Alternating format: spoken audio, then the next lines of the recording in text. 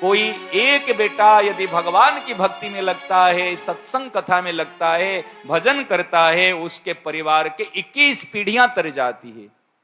महाराज अगर लड़कियां लगती है तो पता है कितने पीढ़ी? 101 पीढ़ी तरी जाती है। ये डायमंड है ना। एक लड़की यदि भगवान में लगती है 101 पीढ़ी, और एक लड़का यदि लगता है 21 पीढ़ी तर जाता है।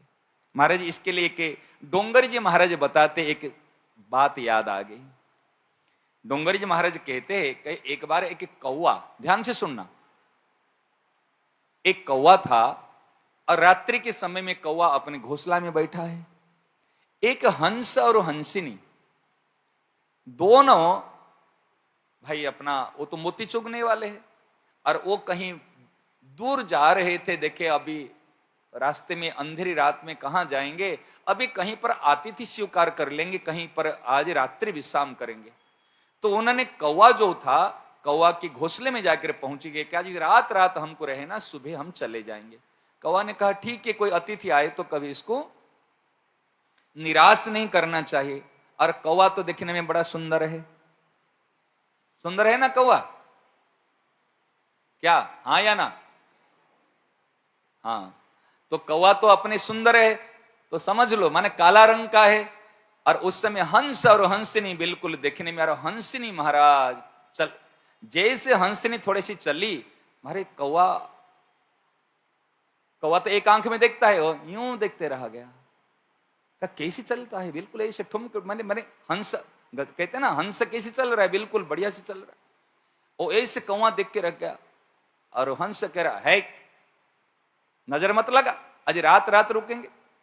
और महाराज एक चाल से कौवा मोहित है, और रात भर विचार कर रहा है, भाई अभी ये मौका को छोड़ना नहीं है, अभी मिली है, अभी चांदनी चांद मिला है, मैं अंधकार को भी जो प्रकाश करा दे, मैं तो काला हूं, और हंसिनी तो देखने में चांद जैसे है, अगर हमारी जोड़ी कहीं पर जाए तो लोग के बा बा बा बा क्या रूप है।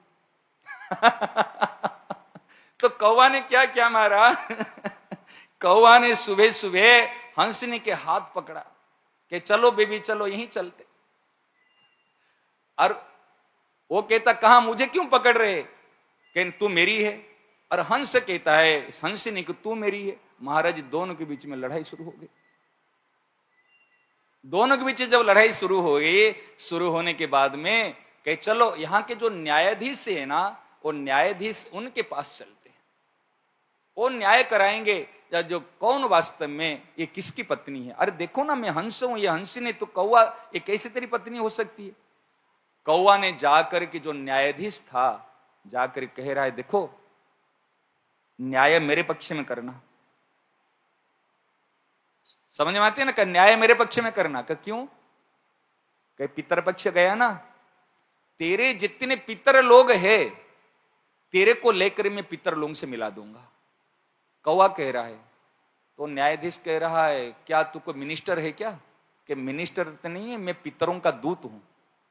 जैसे यमदूत होते हैं ना महाराज, कौवा पितरों के दूत है, इसलिए पितर पक्ष में हम कौवा को काक बलि देते हैं, क्योंकि उनको पितरों का दर्शन होता है। कौवाओं को पितरों का दर्शन होता है, कोई कहां है, इसलिए श्राद्ध पक्ष में 15 दिन में हम काकों को कौवाओं को देते हैं। कहा मैं आपको पितर लोग को पितरों से लेकर मिला दूंगा।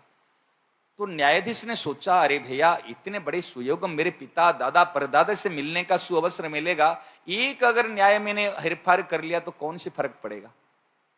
तो उन्होंने जब जा करके पहुंचे, ये डोंगर जी महाराज की बताई हुई बात मैं बता रहा हूं बड़े माने प्यारी सी बात है। जैसे जाकर पहुंचने के बाद में तो न्यायाधीश कह रहा है अरे ये हंसनी जो है ना, ये तो कौवा की पत्नी है। हंस महाराज जी दुखी हो गया। दुखी होकर जैसे वापिस जा रहा था तो कहा मुझे पितरों से मिलाना। कहा हाँ चलो चलो चलो आपको पितरों से मिलाता हूं। तो पितरों से मिलने के लिए उनको ले गया जहां पर कीचड़ थे। कौवा लेकर गया, कीचड़ थे और वहां पर कीड़े सब थे। कीचड़ में तो कीड़े होते और कीड़े थे, वहां पर लेकर चला गया। चला तो कहे पितर कहाँ है? कहे देखो यहीं पर है। ये कीड़े जो है ना ये सब तेरे पितर है। कब मेरे पितर कीड़े है कि जिनका पुत्र लोभ से लालच से हंसिनी को कौवा के पत्नी कह सकता है, उनके पितर ऐसे कीड़े मकुड़े ही होते हैं। देख ले तेरे कारण से तेरे पितर लोग आज इस कीड़े योनि को प्राप्त किए।